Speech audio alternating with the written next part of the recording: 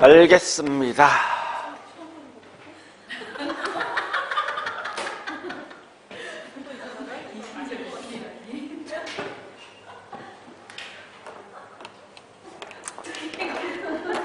뭐 처음인데 뭐 어쩌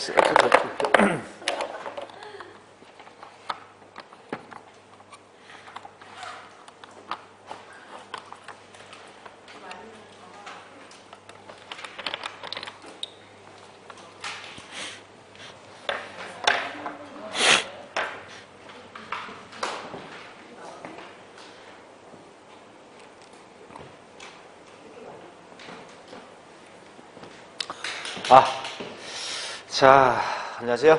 안녕하세요. 자, 우리 지난주에 했던 거 한번 복습해 볼게요. 기억나는 있냐 봐보자고요. 자, 첫 번째 경기 변동. 일단 경기 변동은 제일 중요한 게 사이클. 그러니까 이런 사이클 변동을 가지고 있더라 했습니다. 그래서 이런 걸 보통 뭐라 하죠? 회복이 되어진다 이거죠. 이게 뭐요? 경기가 가장 좋다 이거죠. 좋다 이 말은 다른 말로 호경기 또는 상향시장. 서서히 나빠진다 후퇴. 가장 나쁘다 불경기 또는 하향시장 쓴답니다. 그래서 첫 번째 볼 게 뭐였냐 이런 겁니다. 부동산 경기는 절대 전국적 일률적이 아니라 지역적이면서 개별적이죠. 자, 두 번째 보니까 부동산 경기는 뚜렷하거나 분명합니까? 그렇진 않죠, 그죠? 세 번째 보니까 부동산 경기는 진폭이 훨씬 더 뭐요? 훨씬 커져. 주기도 훨씬 뭐 있습니까? 길죠, 그죠? 이런 특징 보시고. 자, 두 번째 보니까 부동산 경기의 측정 지표는 수요, 공급, 가격까지 판단한다. 물론 직설적으로 수요, 공급, 가격 쓰지 않습니다. 이걸 가지고 우회적으로 뭐 있습니까? 뭐 이렇게 거래량 또 허가량 이렇게 쓰게 돼 있어요. 자, 세 번째 보니까 부동산 경기는 경기 순환적 국면 이외에 다른 형태의 경기 변동이 있더라. 뭐 다른 형태의 경기 변동이 뭐가 있는가 하면 계절적 경기 변동이 있을 것이고, 두 번째 뜻하지 않는 사건이 무작위적 경기 변동. 같은 게 뭐냐? 불규칙적 경기 변동이에요. 그 다음 세 번째 보니까 추세 변동. 그러니까 장기적 경기 변동이죠. 이런 건 주로 묻는 게 어떠한 예가 어디 속에 포함되고 묻는 건데, 이 계절은 계절마다 오는 거죠. 그러니까 뭐 봄마다, 가을마다, 이 12월마다 이런 말 쓸 때 보통 계절적입니다.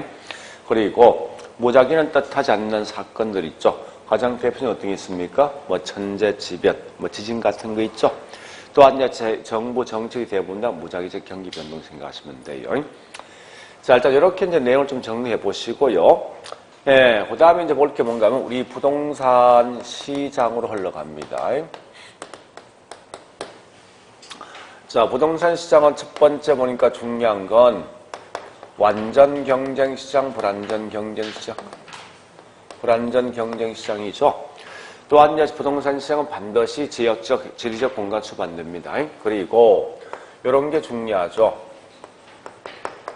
자, 물건과 지역과 가격이 있는데 이와 같은 거예요. 유사한 물건인데 같은 지역에 있으면 가격도 뭐요? 같겠지만 이와 같이 다른 지역에 있는 물건이면 가격도 뭐 있습니까? 다르다. 이런 것 좀 특징 아시고요.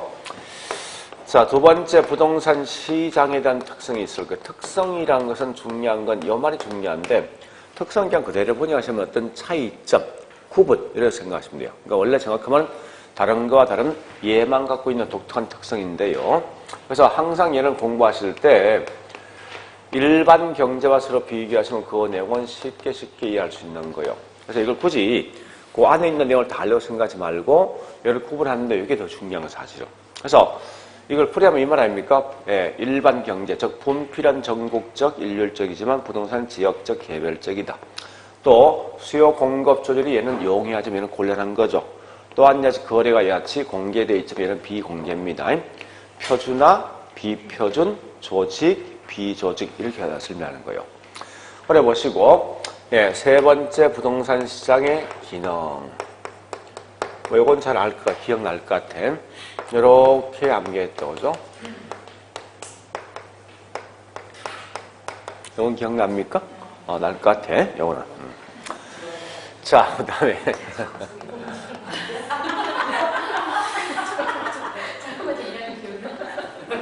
자, 네, 그 다음에 보니까 효율적 시장이란 말 쓰죠.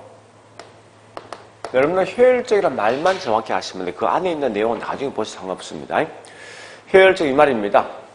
네, 얘는 항상 어느 누구도 초과인이 발생하지 아니하고 각 개인이 노력했던 정상 이윤만 발생할 때 효율적이다.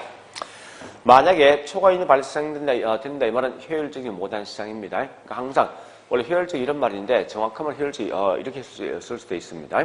자원이 합리적으로 배분된 시장 이런 걸 닮은 효율적 쓴답니다. 이때 보니까 정보 양이 과거에 있는 정보 파악할 수도 있고 공표된 사실만 분석할 수도 있을 것이고 공표되지 않는 사실을 분석할 수 있죠. 그래서 공표된 사실만 분석한다 이게 무슨 시장이죠? 약한 정보에 따라 이 초과인이 발생하지 않는다 이거죠. 약성 효율적 시장이고 자 공표된 사실을 분석한다 이게 중강성이죠. 공표되지 않는 사실을 분석한 게 뭡니까? 강성 효율적 시장 이렇게 하시면 돼요. 자 그리고 있죠. 특히 지금 하고 있는 여과 과정. 여과 과정 같은 말이 뭐냐? 고가가 저가로 일정 기간이지만 다시 저가가 고가로 바뀝니다. 이와 같이 주택이 항상 고가 저가 순환한다 해서 이걸 다른 말로 순환 과정 쓴답니다. 얘는 가장 중요한 말이 상향 여가란 말과 하향 여가란 여가에 대한 종류가 중요한 거죠. 그래서 종류를 보면은 특히 상향은 마지막에 이 집을 가져갈 사람이 누구냐 중요한 건데 얘는 고소득계층이 가져간다 이 말이고 얘는 저소득계층이 가져가는 거죠. 그리고 이 수선비하고 가치적으로 봤을 때 가치가 더 크게 뛰면 이건 상향이죠.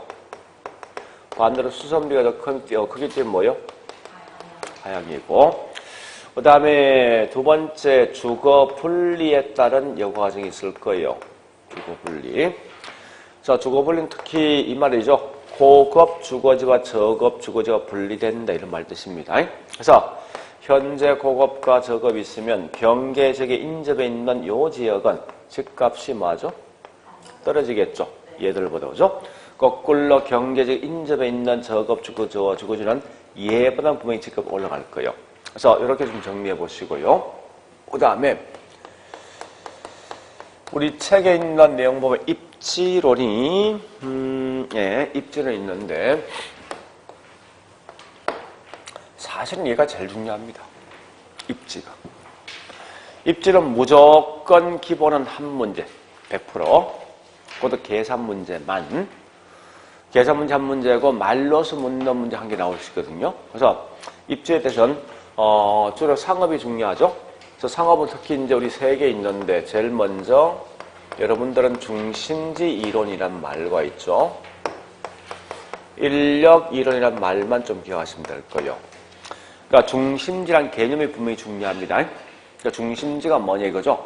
나 현재 라면 살 거야. 어디 갑니까? 동네 슈퍼. 그죠? 주민등록 등본 뜰 거야. 어디 갑니까? 네, 동사무소. 그죠? 이런 게 그런 게 중심지예요. 어떤 물건한테 공급해 줄 수 있는 기능이 있는 곳. 그죠? 그래서 이런 핵심이 이거죠. 현재 이게 동네 슈퍼가 있으면 여기 중심지 않습니까? 이럴 때 내 물건이 미칠 수 있는 가장 멀리 올 수 있는 거리가 있어요. 그래서 이게 반경 1km가 내 물건 살 수 있는 곳이 온다 가정하면 결국은 슈퍼에 있는 물건이 도달하는 거리지기. 그죠? 네, 슈퍼에 있는 물건이 뭐냐? 재화거든. 재화 도달 거리에 쓰게 돼 있어요. 그리고 내가 본전보기에서 어느 정도 고객은 본전 볼 것을 묻는 곳 이게 최소 요구치를 용어로 쓴답니다. 그래서 최소 요구치를 쓰는데 어쨌든 이런 걸 통해 중심지가 형성되는 과정을 설명한다. 이게 결국은 중심 형성 과정입니다. 그러니까 중요한 말은 얘는 딱 키워드 3개예요. 첫 번째 중심지 형성 과정, 그다음 재와 도달 범위와 최소의 위치 관계 이런 말로 전부 다 중심이라고 보시면 돼요. 그다음에 인력이란 말은 끌어올 수 있는 힘이죠. 그죠? 얼마 정도 끌어올 것인가를 따져볼 목적입니다. 그래서 얘는 핵심이 크게 두 개 있습니다. 맨 먼저 레일리라는 사람이 있고 그다음에 허퍼 이렇게 크게 두 명이 있답니다. 자, 그중에 레일리는 얘는 결과는 묻는 게 이런 거요. 이렇게 자 이런 기본적 흐름을 좀 아셔야 돼요. 현재 보니까 A라는 슈퍼와 B라는 슈퍼가 있어 이렇게 있으면 요 중간에 고객이 쭉 있거든요. 있으면 여기 있는 고객이 어느 정도 끌어올 것인가 알아볼 목적이에요. 물론 사람들은 가장 기본적인 개념은 가까운 곳에 물건 산답니다. 사는데 만약에 A 슈퍼 상권과 B 슈퍼 상권 크기가 똑같다면요. 어쨌든 이 이론상은 중앙에서 고객이 분리되겠죠. 그래서 만약 A 슈퍼, A가 대형 할인마트고 B가 동네 슈퍼라면 당연히 뭐 있습니까? 이쪽이 훨씬 고객이 많이 가게 돼 있단 말이에요. 그래서 고객이 분리될 수 있는 데가 이쯤에 고객이 한번 분리될 거예요.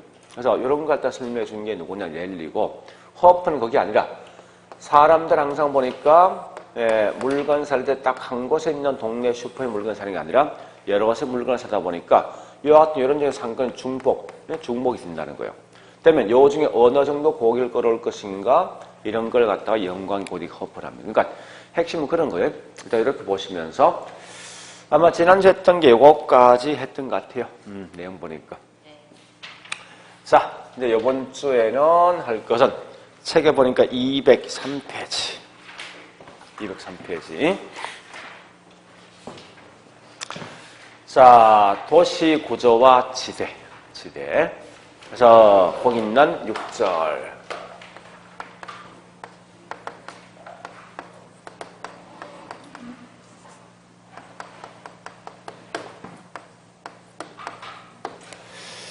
자, 도시 공간 구조부터 먼저 1번에 있는 자, 이 말은 이겁니다. 자, 보세요. 현재 보니까 이 원주시가 이런 형태로 되어 있을 것인가, 도시 공간이 이렇게 되어 있을 것인가, 이런 걸 알아볼 목적이에요. 그럼 우리가 지난주에 했듯이 제일 중요한 건 지금 하고 있는 이론은요, 요 제목 속에 답이 다 있습니다. 제목 속에. 그래서 항상 공부할 때 이론은 제목, 그 제목과 그다음에 학자 이름을 꼭 기억하셔야 돼요. 그래서 일단 거기 보니까 첫 번째 양갈로 1번 무슨 이론? 동심어 이론. 자, 뒷장 갑니다. 204페이지. 자, 맨 위에 있는 그림 모양 좀 보시고, 그림 모양. 일단 동심원 이론.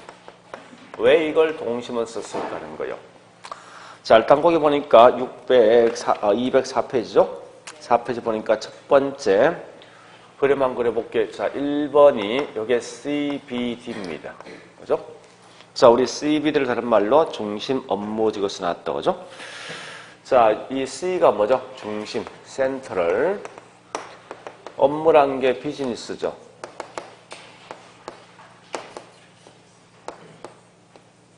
비즈니스. 그 다음에 D가 디스트릭이야. 요걸 그냥 그대로 번역하면요. 트릭트. 중심, 요게 뭐요? 또는 상업, 지구 이런 말 뜻이거든요. 그러니까 핵심 뭔가 하면 자, 여기서 내가 업무를 볼 수 있는 기능이 어디에 있으면 중심지에 있다는 거예요. 업무를 보는 기능이 어떤 겁니까? 주로 상업이라는 사무실, 뭐 이런 이 관공서 이런 기능이 있는 곳입니다. 그래 아시고. 그 다음에 자, 두 번째 2번에 뭐 들어갑니까? 그림 보니까 2번 천이 옆에 써놓으세요. 설럼과 빈민가. 천이란 말이 설럼과 빈민가. 204페이지. 자, 3번에 뭐가 있습니까? 저수도계청. 4번은요. 자, 여기 보실래요? 이 말이거든요. 얘란 이 그림이 왜 이게 동심은 이란 말 썼을까 하는 거예요. 여기가 저급 주거지지, 중급이랑 고급이거든. 자, 보세요. 저급 주거지 이렇게 분포되어 있는 거 아니에요? 그죠? 같은 계층이. 같은 계층 분포되어 있는 게 이렇게 원 형태지. 그래서 이걸 동심원이라는 용어 쓴다고 쓸 때. 그리고 중요한 건 다시 보세요. 소득이 낮은 분이 도심 안쪽에 있습니까? 높은 분이 도심 안쪽에 있습니까? 그림 보고. 그래서 이건 꽤 중요한 거 이건 사실은요. 그래서 항상 동심은 기본 전제가 있죠. 소득이 낮은 분이 도심 안쪽에 있다는 거예요. 높은 분이 외곽에 있어. 이해됩니까 이거? 이유가 이거죠. 사람들은 집을 선택할 때 자기 소득 대비 교통비를 감당할 수 있는 범위까지만 집을 선택하게 돼 있다고. 그러면 소득이 낮은 분은 교통비에 대한 부담이 크기 때문에 도심 안쪽 가고, 소득이 높은 분은 충분히 교통비를 감당할 수 있는데 외곽 가더라. 왜 외곽 갑니까? 공기 좋고 그런 거야. 그러니까 소득이 높으면 당연히 넓은 어떤 공간이 필요한다고. 넓은 공간을 가지고 그만큼 뭐 있습니까? 도심 안쪽에 있기는 땅값 부담이 너무 크거든, 이게. 그러니까 외곽적인 넓은 공간을 활용해서 외곽 간다고요. 그래서 이렇게 말하니까 있죠. 자, 두 번째, 갈로 2번 가자고. 2번 가보니까 무슨 이론? 선형이라는 게 원래 부채꼴. 자, 다시 해볼게. 원칙은 이 그림 요거예요. CBD가 있는데 이렇게 돼 있습니다. 그래서 이런 형태로 분포되어 있거든요.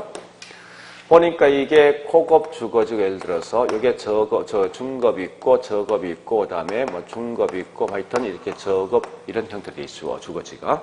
그러면 다시 보세요. 요 같은 계층 저급이 이렇게 분포되어 있지. 그죠? 여기 부채꼴이지. 그러니까 부채꼴 우리 뭐 한자로 쓴다면 이게 다른 말 선형된다고. 그러니까 중요한 건 동심원과 선형이라는 이름 자체가 있죠. 이 같은 계층이 어떻게 분포되어 있냐에 따라 달라진다는 거예요. 그런데 얘는 가장 중요한 게 있어요. 예, 실제 보니까 여기 이렇게 말한 게 누구냐? 이게 버제스예요, 버제스. 그러니까 버제스가 한 말에 대해서 신랄하게 비판한 게 누구냐? 선형이라고. 그러니까 무슨 말인가 하면 선형은요, 호이트가 한 말인데 얘는요, 재밌는 건 이런 거예요. 보세요. 자, 항상 이 원주시에 보니까 살기 가장 좋은 동네가 있어. 교통이 편리하고 지진 등이 발생하지 않고 또 물도 좋고 있죠. 이런 지역을 제일 먼저 누가 가져가는 거면 예, 고급 주거지가 맨 먼저 이 땅을 먼저 차지하더라 이겁니다. 논리가. 그러니까 반대조죠. 얘는 어떻게 되는가 하면 어쨌든 소득이 낮은 분이 도시 안쪽 가겠지만 얘는 그게 아니라 위치가 좋고 어떤 홍수 등이 발생하지 않고 하여튼 교통 등이 편리한 가장 좋은 지역은 얘가 먼저 가져가고 그 다음 좋은 지역은 중급이 가져가고 가장 나쁜 지역은 저급 가져간다. 기본 취지가. 그래서 특히 공부할 때 이 두 개 차이를 반드시 구분하셔야 돼요. 제일 중요한 건. 항상 시험 이 두 개를 딱 구분해서 시험 내게 돼 있어요. 자, 그럼 지금부터 차이점을 좀 설명합니다. 특징을. 우리 지난주에 친입과 천이란 말 한 적이 있습니까? 네. 배웠죠? 자, 그러면 여기 보세요. 이제 어려운 거 아니니까. 의미를 한번 봐보자고요. 이런 개념이에요. 현재 보니까 동심원은 점점 도시화가 되면 도심 안쪽에 사무실 등이 집점되겠죠. 결국 이 안에 포화 상태거든요. 포화 상태 결국 옆에 있는 요저 살짝 침범해서 도시 확장된다고, CBD가. 되면 얘가 옆에 뭐 있어? 얘가 들어온 만큼 얘도 다시 밖으로 확장돼, 이렇게. 이렇게 하면 점점 뭐요? 도시가 커진다, 구조가. 그러니까, 결국은 가장 핵심은 뭔가 하면, 시간이 경과되면 원주시가 30년 전과 현재 봤을 때 훨씬 더 지금 더 확장, 더 커졌단 말이에요, 이게. 그러니까, 도시가 점점 커질 수 있는 요건은 옆에 있는 지역을 이렇게 침범한, 동시에 이렇게 계속 침범한다, 이렇게. 해서 도시가 커지게 돼 있어요. 자, 이걸 말하냐? 이와 같이 이걸 갖다는 말로 침입이란 말과 천이 쓰는 거죠. 침입이가 아닙니까? A란 지역이 B란 지역에 투입한다 침입이고, 그런 결과 요 지역이 A 지역으로 바뀌었다. 여기 천이죠. 그러니까 도시와 농촌이 있을 때 도시 문화가 농촌 지역에 투입됐다. 이게 침입이고, 그런 결과 도시가 바뀐 경우 천입니다.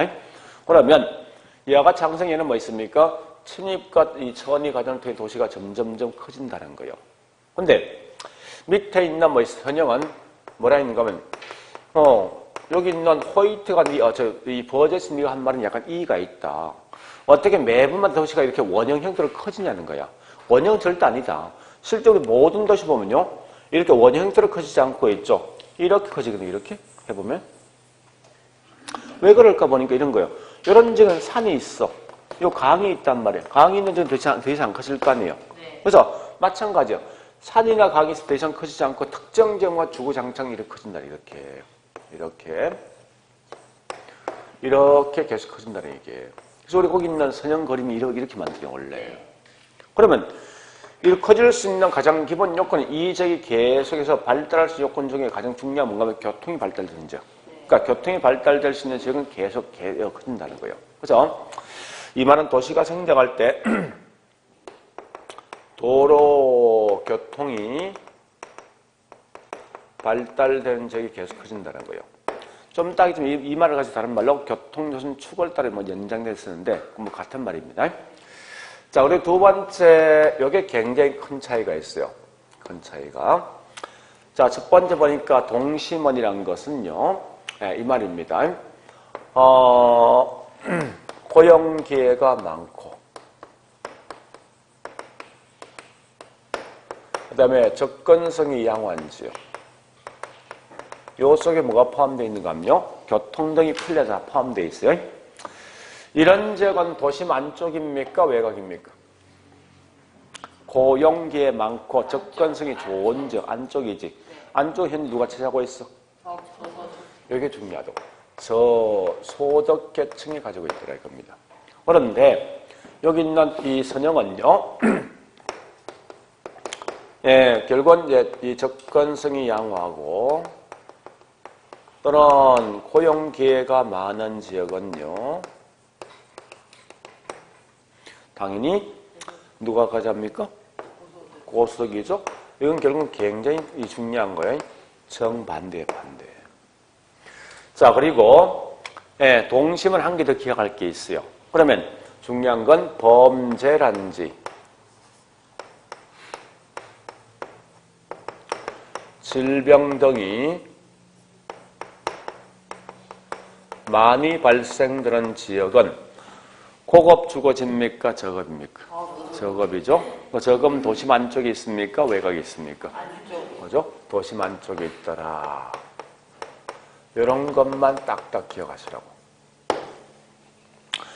자, 그런데 지금 하고 있는 이 두 개는 핵이 몇 개예요? 잠시 핵이란 말은요. 내가 업무를 볼 수 있는 업무란지 상업 기능이 있는 곳만 핵이라고. 네?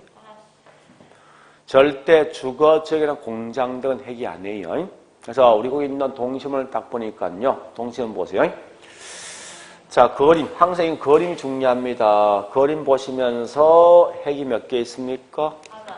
한 개지, 그죠? 네, 1번에 있는 CBD만 핵이고 나머지 등등은 전부 다 핵이 아니라는 거예요. 또한 선형도 핵이 몇 개 있습니까? 한 개죠. 그래서 이 두 개는 전부 다 단핵, 핵이 한 개니까 단핵도시라고 이게. 그런데 잠시만요. 이런 거 아셔야 돼. 원래 중심지의 업무를 볼 수 있는 기능이 있는데 이게 도시화가 되면요. 도심 안쪽이 집점되어진 결과 사무실 등이 집값이 엄청나게 올라간단 말이에요. 이게. 올라가면 높은 지대 줄 수 없는 산업들은 할 수 없이 외곽을 빠져나와서 이렇게 부도심, 이런 부심 등을 갖다가 형성하게 돼 있어요. 그래서 결국 얘는 핵이 여러 개 있다라고 표현한 겁니다. 그러면 우리 책 보니까 어디 보는가 하면요. 208페이지, 206페이지.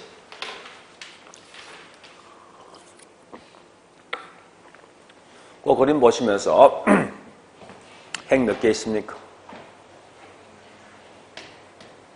모르겠어요. 많아요. 옆에 설명 쭉 돼 있죠? 하나, 세 개 있어? 두 개. 또? 하나, 둘, 셋, 넷, 다섯 개? 우리 지금 아주 직설적으로 설명되어 있는데 1번 핵 맞지? 그 다음에 7번 뭐지? 두 개밖에 없잖아. 두 개. 그래서 어쨌든 핵이 두 개 이상이죠? 네. 그래서 이걸 다른 말로 다핵심 이론이라 쓴다고.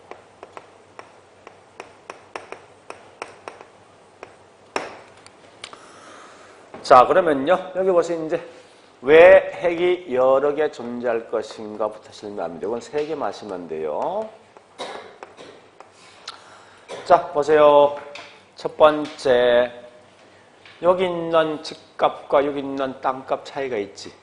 그죠? 그래서 업종들마다 높은 지대 줄 수 있는 업종은 도시만 쪽 갈 것이고 상대 낮은 지대 줄 수 있는 사람은 외곽 갈 수밖에 없다고 이게. 그래서 가장 큰 게 각 산업들마다 내가 지대를 지불할 수 있는 능력 차이. 지대 지불 능력 차이 때문에 여기 있는 핵이 분리된다고. 그리고 두 번째 부도심이 이렇게 형성되었는데 어떤 건 같이 모여있다고 그죠? 그리고 같이 모여있는 이유가 뭔가 하면 이런 겁니다. 동종업종이 같이 있으면 굉장히 큰 이익이 있는 산업이 있어요. 이런 걸 보통 집적 이익이라는 용어 쓴답니다. 이런 건 같이 핵이 형성된다는 이렇게. 근데 요 두 개 핵은 왜 분리되어 있을 것인가 하는 거예요. 아마 이거는 서로 다른 업종은요. 같이 손해본다고. 그래서 이해 상반 때문에 분리해서 핵이 형성된다고 보시면 돼요. 참고로 있죠. 집적 이익이 있다. 이게 다른 말로 양립성 때문에 핵이 형성된다 이 말입니다. 이해 상반은 다른 말로 비양립성이라고 생각하시면 돼요. 양립과 비양립 차이 뭐냐? 뭐 이래 보시면 됩니다. 노래방과 술집은 같이 있으면 좋겠지. 그런 양립성이야. 술집과 교회, 좀 표현 이상한데 하여튼 대충 알겠죠? 네, 그런 게 비양립성. 그렇게 하시면 내용은 이해될 겁니다. 그래서 이렇게 해서 내용을 딱 정리하시면 여기 다야. 우리 항상 공부할 때 뭐를 하는가 하면요. 이 문제 풀 때 이 동식은 딱 나오죠. 나오면 이 말 대신 이쪽이 나온다. 이런 말이. 다른 걸 적어주지 않고. 얘 선형이 딱 나오죠. 그럼 틀린 말은 무조건 이 말 나오게 돼 있어. 그러니까 이런 것만 기억하시고 더 이상 다른 건 보지 말아. 알 필요 없으니까. 자, 그러면 우리 거기 있는 책에 있는 내용을 좀 봐보고 책보다 207페이지 확인 학습이 있네. 그죠? 자, 확인 학습에 있는 문제 풉니다. 1번은 도시공간 구조의 변화를 야기시키는 요인으로서 교통 발달이지 소득 증가와는 관계없다. 아까 설명했죠? 사람들은 집을 선택할 때 자기 소득 대비 교통비를 감당할 수 있는 지역을 간다는 거지. 그 소득과 교통비를 둘 다 고려한다. 이렇게 보시면 돼요. 자, 그 다음 2번 갑니다. 버제스는 교통망 나 있지. 교통은 무조건 누구 거예요? 교통 무조건 누구 거예요? 호이트가 호이트. 그죠? 따라서 이건 버제스가 아니라 호이트의 선형 이론입니다. 자, 3번 보니까 침입, 경쟁, 천의. 이런 말 나있네. 이거 무조건 누구 거예요, 이거? 침입, 천의 나왔어. 무조건 버제스 거예요, 이거. 그죠? 항상 시험 낸다, 문제를 갖다가. 그러니까 새로운 용어 들어온다 생각하지 마. 그 반대인 걸 자꾸 비교하시면 돼. 그 다음에 네 번째 보니까 동심어는 점이란 게 설럼과 빈민가지. 빈민가는 도심 안쪽에 있어, 외곽에 있어? 그럼 결국은 고급 주거지보다 도심으로부터 원거리가 아니라 가까이 있는 거지. 자, 그 다음에 5번째 보니까요. 다핵 이론의 핵심 요인으로서 쭉 보니까 이런 게 있는데 도시 성장에 맞춰 핵심의 수가 증가하고 특화될 수 있다. 이 말은 뭐야? 핵심의 수가 몇 개요? 다핵은 몇 개인데? 그 수가 증가인데 벌써 다핵 아닙니까? 이 표현 자체가? 그죠? 이게 작년, 원래 시험 나왔던 거예요. 이 질문이. 뭐 다른 거 없잖아. 그러니까 중요한 거는 자, 다시 이거 지금 하려고 생각하지 마. 의미 없으니까 뭐를 보는가? 여기 요 느낌이지. 동심원의 느낌이 어떤 거냐? 선형의 느낌이 뭐냐 아시라고. 동심원은 같은 계층이 원형 형태다. 선형은 같은 계층이 부채꼴이다. 이렇게 하시고. 동심원 가장 중요한 게 소득이 낮은 분이 도시 안쪽 가더라. 그 다음에 얘는 항상 뭐 있습니까? 살기 가장 좋은 동네는 고급이 가더라. 이런 것만 생각하시라고. 이 구층이 앞으로 계속 할 거란 말이구나. 그러니까 이 개론은 처음부터 공부할 때 크게 큰 틀을 잡고 그리세요. 큰 틀을. 더 중요한 건 뭐예요? 도시 공간주는 원주시라는 도시 공간이 어떻게 형성되는지 파악하는 건데 그게 세 개 있지. 누가 있습니까? 동심원, 또 선형, 또 다핵심. 이렇게 보시면 돼. 철저히 이 두 개는 서로 비교 대상이야. 요 비교 대상. 그런 점은 훨씬 더 중요하다고. 나머지 구체적인 경우는 나중에 보다 안 늦다고. 근데 우리 자꾸 공부할 때 네 욕심 가지고 여기 욕심 가지고 있어. 벌써. 그러니까 이건 결국은 이런 걸 안다는 건 다 5월쯤 아는 게 정상이라고. 근데 벌써부터 안다 이건 나중 가면요. 뭐가 중요하냐니까 이거 얘 이름 다 잊어먹어. 이게 누구 건지 모른다고. 지금 할 것 같지? 일주일 지나 보자고. 그러니까 자꾸 크게 어떤 제목을 가지라고. 그럼 나중에 이게 큰 제목을 갖고 있으면 그다음에 쉽게 풀 수 있어요, 문제를. 자, 책 가볼게 이제. 예, 책 갑니다. 203페이지로 갑니다. 자, 203페이지 동심원 이론.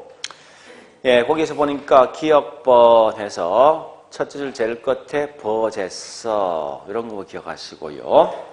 그 다음 니연번 보니까 잘 나와 있는 설명이. 자, 첫째 줄, 둘째 줄 보니까 도시 구조는 침입, 경쟁, 천의 등의 과정을 통해서 원형을 그리면 팽창한다. 즉 도시가 형성된다는 거예요. 그리고 디귿번 가볼까요? 예, 재밌는 건 거기 있는 둘째 줄 끝에부터 보시면 되겠네. 중심지에 멀수록 지대와 인구 밀도 낮아지면서 주거 환경이 쾌적해짐에 따라 범죄, 등등이 적어지는 경향이 있다. 이 말은 거꾸로 도심 안쪽에 훨씬 더 범죄들이 많이 발생한다 이 말입니다. 자, 그리고 리얼번은 묻는 게 대충 리얼번 한번 읽어볼래요? 쭉 읽어보세요. 리얼번.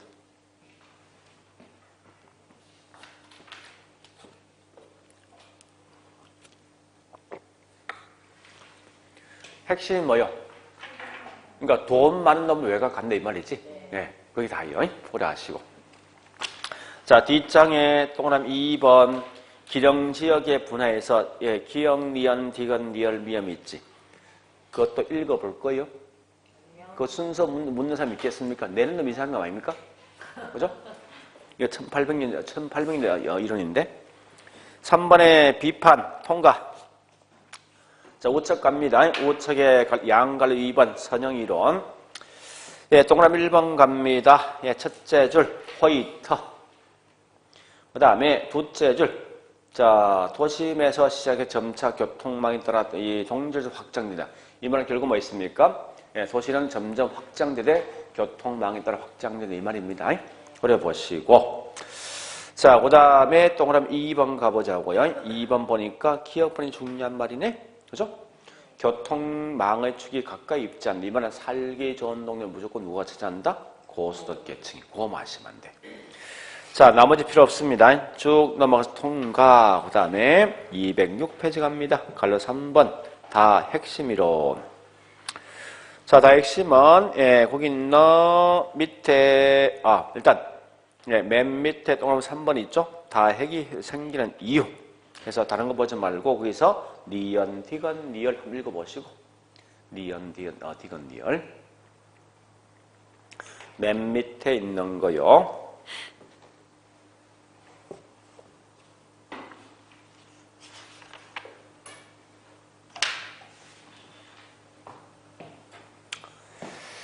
그 말이 요거죠? 네. 그죠? 네, 오래 하시면 돼요. 자, 넘어갑니다. 그 다음에 208페이지 보니까 고전적 지대이론. 그 다음에 211페이지 현대적 지대이론이 나와 있습니다. 그 다음에 212, 13, 14, 그 다음 쭉 넘어가서 되게 많네. 자, 그래서 216페이지가 설명이 쫙 되어 있습니다. 그래서 208페이지부터 217페이지까지 뭐냐면 곧 이게 지대. 지대에 대한 설명입니다.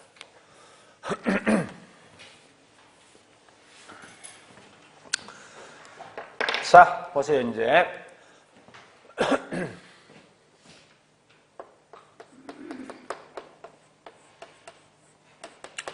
요 지대는 보통 이제 시험에서 매년 이게 하나 정도 나온다 생각하시면 돼요. 자, 일단 제일 먼저 볼 게 지대라는 게 뭐죠? 지대. 응?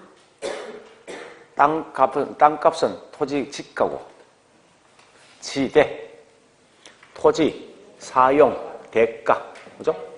즉, 우리가 알고 있는 임료라는 개념이에요. 근데 사실 임료란 개념과 지대는 좀 사실 다른 개념이에요. 원래 정확한 말은. 그래서 어쨌든 지대라는 것은 토지 이용 대가를 말한다 이렇게 하시면 돼요. 근데 이 지대에 대한 논쟁을 좀 봐보겠습니다. 보는데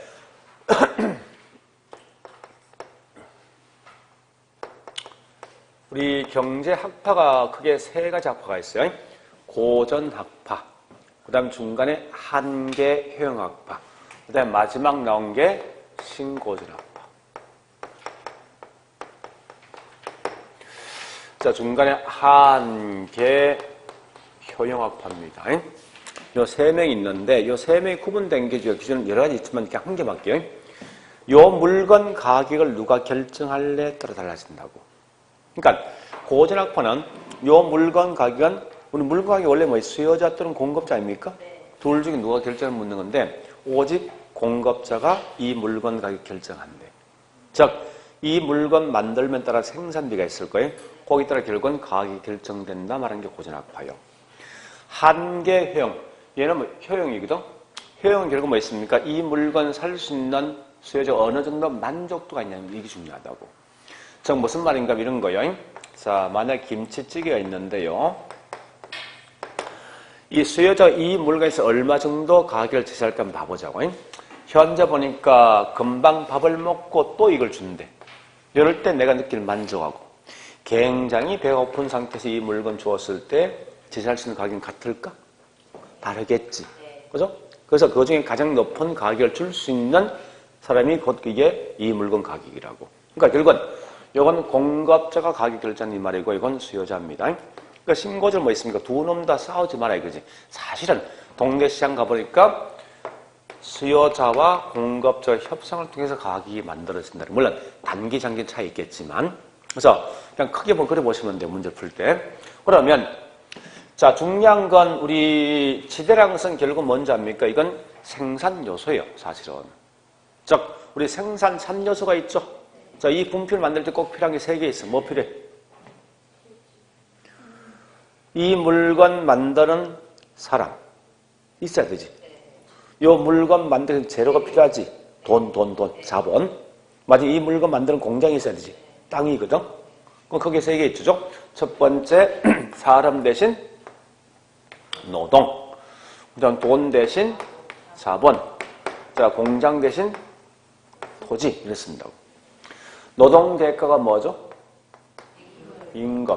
자본 대가가 이자. 그 다음에 토지 대가가 지대. 그래서 현재 지대는 생산 요소입니다. 생산 요소는 결국 뭐 있으면 생산비에 따라 달라지는 거죠. 저 공급자 입장이거든요, 이건 설명이. 그래서 여기 있는 우리 지대 논쟁 결국은 고전학파와 신고전을 서로 비교할 수밖에 없다고요. 없는데 중요한 건 뭐가 중요한 거면요. 자, 여기서 꼭 기억할 건 요걸 기억하셔야 돼요. 관연, 자본과 토지를 갖다가 구별했느냐 이게 중요하다고요. 문제에서. 그러면 잠시 밑에 있는 토지 성격을 좀 봐볼게요. 지금 이거 한 번쯤 들어봤다 생각 큰 의미 갖지 말고. 고전학파는 뭐라 했는가 하면 땅이란 건 인간이 절대 만들 수 없대. 그러니까 절대 만들 수 없다. 이건 토지의 자연적 특성과 서로 관련된 건데 무슨 성이죠? 그죠? 근데 신고전은 그게 아니라 땅은 만들 수 없지만 용도 등을 변경해서 특정 용도 있는 땅을 전가들은 감수할 수 있대. 즉 농지를 갖다 주거로 전용시키면 주거용은 커지거든 이게. 농지는 작아지겠지만. 그래서 얘는 결국 뭔가 하면 용도 다양성 때문에 특정한 용도 측면에서 그 양이 증가 또는 감소할 수 있어요. 자, 그러면 잘 보세요, 이제.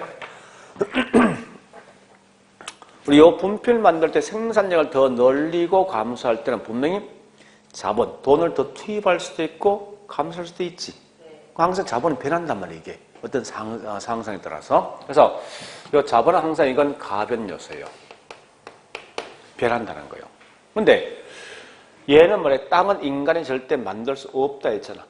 얘는 절대 증가 또는 감소가 안 된다는 게 항상 고정되어 있는 거지. 그러니까 얘는 절대 변하지 않고 고정되어 있는 요소를 본다는 거예요. 그러면 성격이 분명히 다른 거 아니에요, 벌써. 그죠?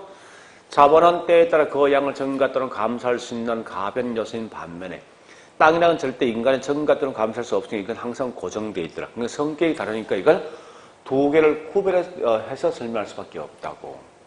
근데 신고전은 토지도 특정한 용도 측면에서 그 양의 증가 또는 감소할 수 있지. 주거를 상업 바꾸고 상업이 공정 바뀌면 특정 용이 달라지거든. 그러니까 이제는 땅도 그 양이 증가 또는 감소할 수 있는 결과 둘 다 변할 수 있는 요소지. 그러니까 같은 성격을 갖고 있는 결과 이건 구분하지 않았다는 거야. 실제 시험에 이게 굉장히 많이 나옵니다. 왜? 느낌이 왠지 있죠. 얘가 구분 안 한 것 같은 느낌이 자꾸. 근데 실제로 여기 있는 고전이 구분한 거예요. 구별해서 설명해주고 이런 구분 하지 않은 거라고. 그러면 이때 토지에 대한 대가가 뭐냐? 지대. 지대를 어떻게 볼 것인가 하는 건데 앞에 있는 고전학파는 절대 인간들은 땅을 만들 수 없고 땅을 갖고 있는 주인이 어떠한 노력도 하지 못한다는 거예요. 그렇지만 땅을 갖고 있는 주인은 따박따박 뭐 있어? 매달마다 뭘 받지? 월세 받지. 이거 자기가 노력했어? 안 한 거잖아. 그래서 이걸 가지고 한 말로 불로소득 또는 뭐 있습니까? 불로소득 같은 말이 뭐냐? 잉여분. 같은 말이 뭐냐? 초과이윤. 초과이윤. 자, 근데 반대 거꾸로 있죠. 신고전은 그게 아니라 땅을 갖고 있는 주인도 뭐 있어? 어떤 시장상에 맞게 농지를 주거로 전용시키고 주거를 상업 전용시키거든? 일정한 노력을 했단 말이건. 그러니까 노력했던 대가 이건 뭐 있어? 다른 말로 생산요소 또는 생산비로 간주한다 이거. 잉여분이 아니라. 그래서 우리 항상 이거 시험 나면요. 요 말과 요 말과의 장난치기 돼 있어 무조건. 그래서 이런 것 한 번쯤 그냥 들어봤다는 증거 보시라고 지금부터는. 그러면 우리 지대 관련돼 있는 이론 자체 크게 두 개 있어요.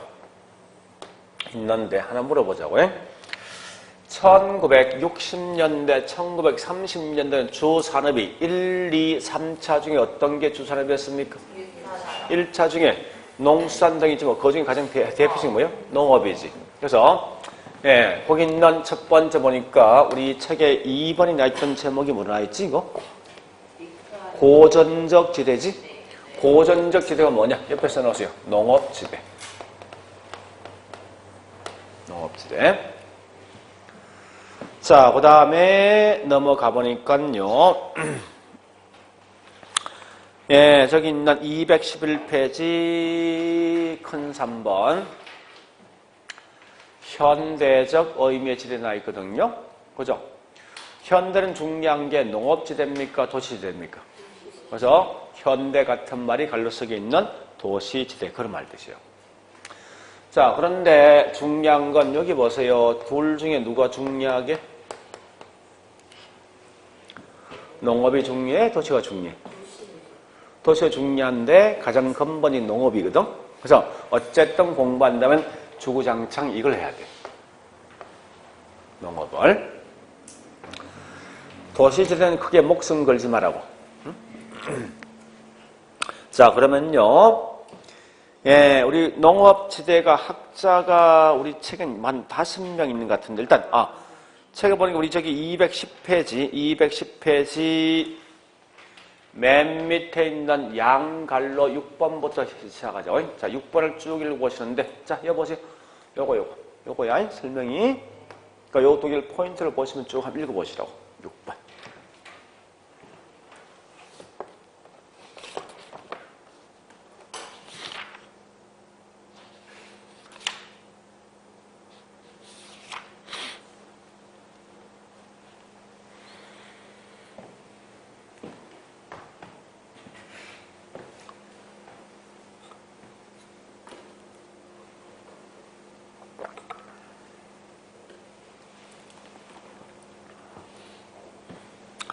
자꾸 이제 키워드를 찾아가시라고.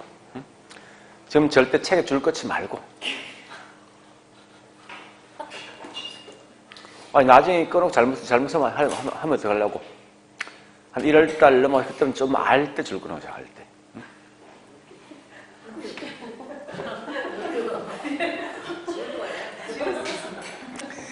자, 그까지 봤으면 문제 풉니다. 21페이지. 문제 21페이지.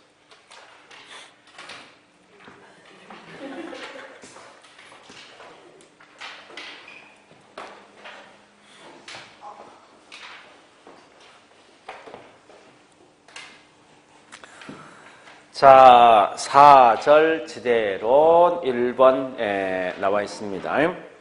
거기에 대한 설명이 지금 이거에 대한 설명이요. 이 지문. 그러니까 이거 다 과거의 기출내 문제 쭉 봐보자고. 자, 첫 번째 1번 갑니다. 예, 지대에 대한 관한 논쟁은 지대가 토지로부터 생산되는 재화의 가격에 영향 주는 핵심이 그죠. 지대라는 것은 생산비, 즉 비용이냐 아니의 핵심을 두고 있다. 이 말은 뭐예요? 지대라는 것은 결국 비용이, 또 보세요. 비용이냐 아니냐 이 말은 뭐예요? 불로소득 둘 중에 어디 속에 포함될래? 이 말 묻는 문제가. 그 표현이. 자, 그 다음 2번 갑니다. 고전학번 토지를 자본과 구별 했어 안 했어? 했잖아. 자, 구별했으며 또 토지는 자연적 특성을 강조하고 이 말은 부정성 측면입니다. 지대라는 것은 불로소득 측면이다. 얘가 틀린 거지? 자, 그 다음에 3번. 신고전은 지대라는 것은 잉여가 아니라 생산요소에 대한 대가를 본다. 그래서 예, 지대라는 것은 다른 말로 요소 비용을 본다. 이 말은 생산비 요소 비용이죠? 예, 그래 보시고 B장 가볼까요? 예, 일단 여기까지. 그래서 요 내용은 딱 두 개의 설명이 이런 거 마시면 돼요. 자, 그 다음에 우리 지난주에 했듯이 항상 이 이론 중요한 게 학자 이름이 꽤 중요합니다. 그래서 자, 일단 학자 갑니다. 208페이지 가자고. 자, 첫 번째 누가 있어? 리카드의 무슨 지대? 이런 차액이란 말이 우리말로 뭐예요? 차액. 뭐 차액이 차액인가? 그러니까 말 그대로 이 말을 쓰면 빼준 게, 어떤 걸 빼준 게 지대라고. 그지? 자, 두 번째 우측 갑니다. 양갈 3번 T 내내 무슨 지대? 입지교차 같은 위치지대. 입지교차 같은 말이 위치지대. 실상 위치지대가 훨씬 많이 씁니다. 용어상에서. 혹시 기억하는 분 있을지 모르겠네. T 내내 고립국 이론. 기억납니까? 일단 무조건 안 나는 거야. 무조건. 했어. 어쨌든 고등학교 때. 했어. 그래서 고립국 이론 같은 말이 입지교차설 같은 말, 위치지대 같은 말이에요. 그래서 요 말로 저 기억해. 위치지대로서 요렇게 기억하시라고. 그래서 이 말은 뭐 있습니까? 그냥 액면가들 번역에 위치에 따라서 지대가 달라진다 이 말이야. 그대로 표현하면. 자, 맨 밑에 3번, 자, 4번. 4번, 누가 있습니까? 그 미름 빼버리고 있죠? 마르커스만. 마르커스의 절대지대설. 절대란 말 뜻이 뭐냐? 모든 땅에 반드시 항상 지대가 발생한대. 다시 할게. 자, 리카드의 차액은 어떤 걸 빼준 게 지대입니다. 그 다음에 T내는 뭐 있습니까? 위치에 따라 지대 달라진다 이 말이고, 그 다음에 세 번째 마르커스는 모든 땅에 반드시 지대가 발생한다 이런 말 뜻이에요. 그 세 개 마시면 돼요. 자, 이제 정리합니다. 보세요. 원래 지대 공식이란 것은 쌀 한 가마니 가격에다가 쌀 한 가마니 만드는 생산비가 있어요. 있는데, 자, 보세요. 곡물 가격의 생산비 마이너스지. 그죠?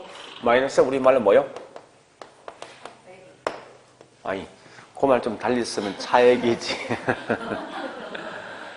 그러니까 곡물 가격 생산비 차액이 뭐라고? 그러니까 그대로 번역하셔요. 이렇게 나온 거예요.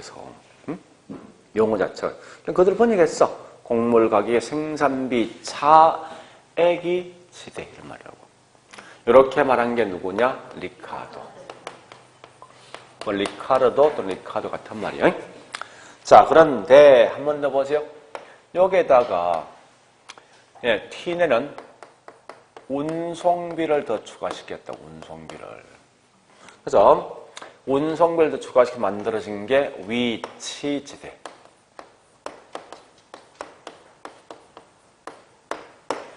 이렇게 말하는 게 T내.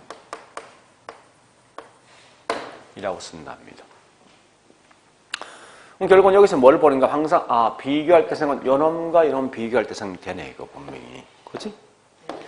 절대 이건 우리 책에 있는 깊숙한 내용 다 볼 필요 없습니다. 그럼 여기서 핵심이 뭐냐? 지대 원인 자체가 뭐가 될 것인가? 이게 중요하다고요. 자, 다시 합니다. 이 속에 답이 다 있어. 요거 두 개 빼준 게 지대지. 결국은 지대에 가장 크게 영향 줄 수 있는 게 곡물 가격입니까? 아니면 생산비입니까? 생산비. 응?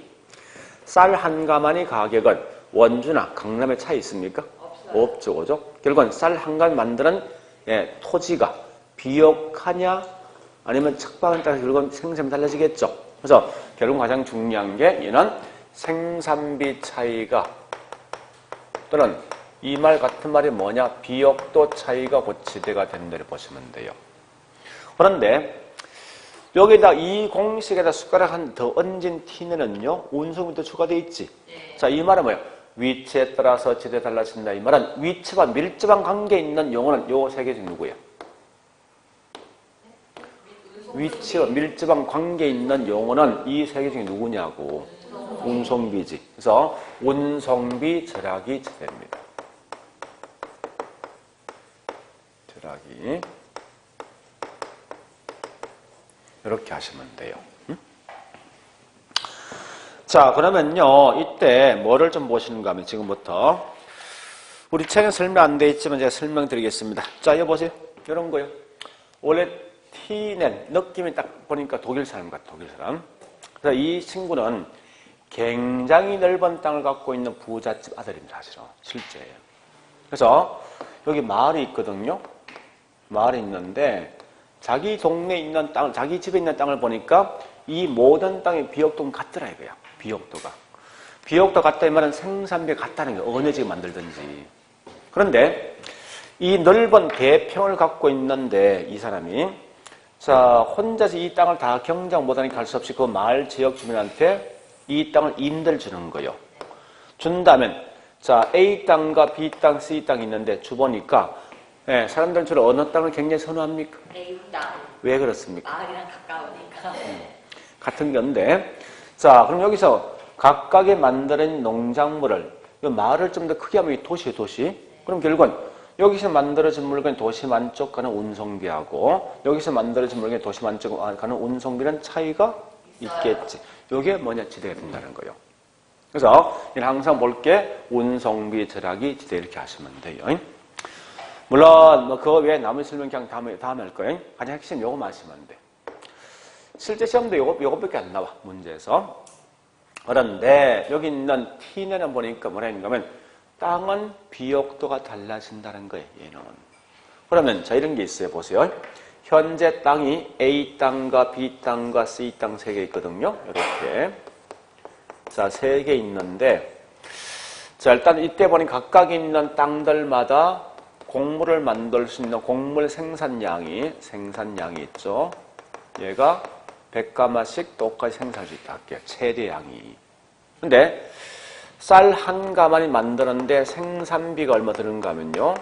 얘는 보니까 30원 들어간대.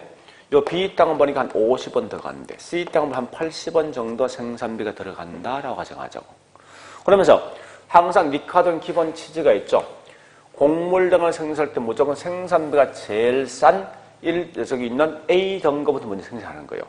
두 번째, 무조건 곡물 만들 때 수요가 필요한 양까지만 곡물을 생산해 주라는 거예요. 자, 그래서 맨 먼저 곡물 수요가 50가마 정도 필요하면 이럴 때 사용되는 등급 몇 등급과 이용합니까? 몇 등급? 1등급은 충분히 가능하죠? 1등급 최대 생산량이 100가마니까. 그죠? 그러면 이때 곡물 가격은 마지막 이용되는 등급, 현재 마지막 이용되는 등급이 뭐냐? 1등급이요. 1등급에 있는 생산비가 곧 이 곡물 가격이거든요. 그러면 아까 했지만 이 지대란 것은요. 지대 공식이 뭐예요? 쌀 한 가만 만드는 곡물 가격에다가 뭘 빼주는 거지?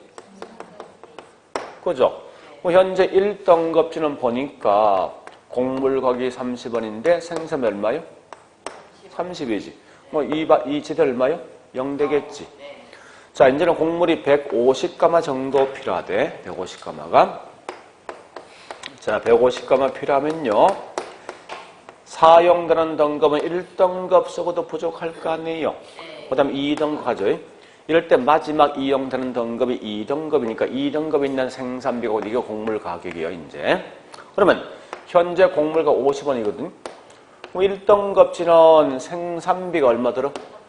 30원 들지. 요 차이가 얼마요? 요게 지대야, 이제.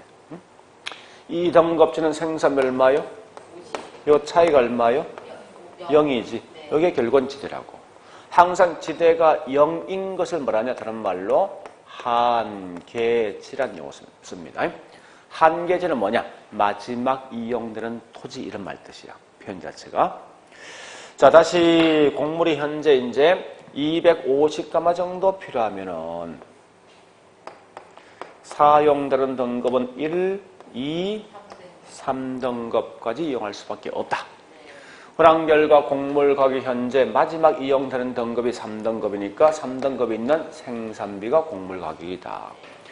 현재 곡물 가격이 80원 되면요. 1등급지는 생산비가 30원 되는 요 차이가 지대될 것이고 2등급지는 현재 요 차이가 20원이죠? 30원이죠? 여기 다른 말로 지대가 될 것이고 3등급지는 현재 생산비가 80원 들죠. 그래서 이게 0 된다죠. 지대가 0인 걸 뭐라고요? 한계지란 용어를 쓰는데.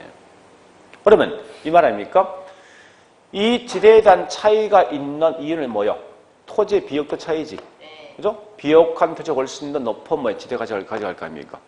그 다음에 여러분 참고로 이 말 쓰거든요. 우등지란 말과 열등지 두 개 있어요. 열등지. 우등지와 열등지 있는데 이게 상대적 개념입니다. 우등은 A와 B가 있으면 A가 우등지야. B가 열등지고 B와 C가 있으면 B가 우등지, C가 열등지입니다. 그렇게 하시면 돼. 최열등지란 말은 같은 말이 뭐냐고 이게 한계지. 가장 마지막 이용되는 땅이에요. 그렇게 보시면서 어쨌든 이 내용을 기억하시라 이게 아니라 결국 중요한 말은 이런 지대 원리는 요거 차이야. 요거 마시면 돼요. 자, 그리고 마지막에 세 번째 보니까 칼 막스의 절대지대설. 자, 절대지대란 말 뜻은 모든 땅에 항상 지대가 발생되어진다 그 말입니다. 그래서 얘는 기본 전제가 뭐냐? 지대 원인은 왜 모든 땅에 항상 지대 발생할까? 이게 중요하다고. 자, 우리 자본주의 사회에서는 땅이 부족합니까? 남아돕니까? 부족하죠. 근데 개인에게 소유권 인정돼? 되죠. 그럼 결국 이 말 아닙니까? 땅을 갖고 있는 주인이 토지 부족 현상 때문에 그 땅에 대해서 지대를 요구하면 어쩔 수 없이 지대를 줄 수밖에 없다고. 왜? 토지 부족 현상 때문에. 그러면 토지가 부족한데 개인한테 뭘 했습니까? 소유권이 인정된 거 아니에요. 그러니까 소유권이 인정되어지니까 그 땅을 갖고 있는 사람들이 마음대로 그 땅에 대해서 지대를 요구하더라 이겁니다. 그래서 요 같은 말이 뭐냐? 사유화를 갖다 인정하다 보니까 자본주의 사회에서는 토지 부족 현상 때문에 지대를 요구하면 어쩔 수 없이 모든 땅에 지대를 줄 수밖에 없다고. 그래서 이렇게 하시면서 그다음 마지막까지 상기할 게 있습니다. 나중에 할 건데 이 니카드라는 사람과 있죠. 그 다음에 티는 서로 비교하셔야 돼. 하는데 뭐가 중요한 티냐 이거 마르크스. 뭐가 중요한가 하면요. 과연 한계지에서도 지대가 존재할 것인가 이런 게 중요하다고요. 자, 분명히 요건 다음에 기억하시면 지금 그냥 이런 거 있다 생각하시면 돼요. 자, 곡물이 150g이 필요해. 한계지 몇 등급? 2등급. 지대 있어? 없지. 250g이 필요하면 한계지 몇 등급? 그러니까 절대 니카드라는 사람은 한계지에서는 지대가 없다는 말을 쓴다고. 그런데 마르크스 뭐라 했습니까? 모든 땅에 반드시 지대가 존재하는 거지. 그러니까 한계지에서도 지대가 존재한다. 여기 다예요, 핵심은. 진짜 중요한 건. 그럼 지금 이게 다 하지 말고 있죠. 요 제목만 생각해보라고. 차액이란 말은 차액이 뭐냐, 위치란 말 뜻이 뭐냐, 절대란 말 뜻이 뭐냐 이런 것만 생각하시라고. 다른 거 하지 말고. 그래서 우리 안무가 책에 설명이 꽤 많지만 핵심 여기 다예요. 계속 이게만 시험 내게 돼 있다고. 자, 문제를 하나 풀어볼게요. 가장 심플한 거. 자, 22페이지. 자, 22페이지요. 문제 2번.